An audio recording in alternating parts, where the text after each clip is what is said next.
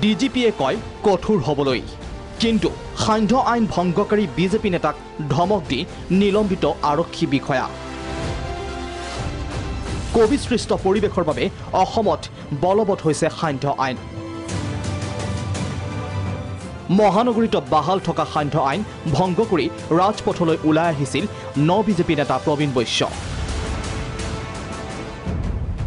আইন ভংগ কৰাৰ বাবেই প্ৰবীণ বৈশ্যক বাধা দিছিল কৰ্তব্যৰত আৰক্ষী বাহিনীয়ে। তাৰ পাছতেই চাকৰি হেৰুৱাব লগা হ'ল গীতানগৰ থানাৰ এইজন আৰক্ষী উপ পৰিদৰ্শক ফুলেশ্বৰ কোঁৱৰে।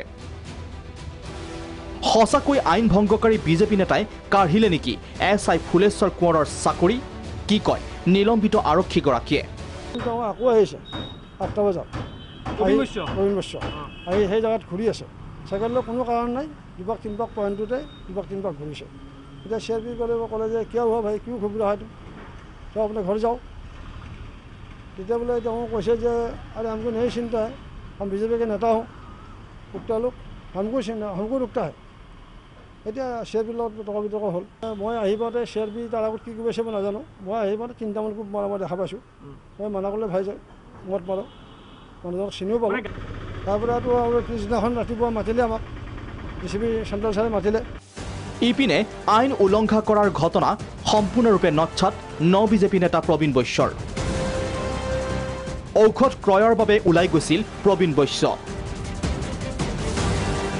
লাঠিৰে নিৰ্মমভাৱে প্ৰহাৰ কৰাৰ অভিযোগ কৰ্তব্যৰত CRPF আৰু আৰক্ষীৰ বিৰুদ্ধে।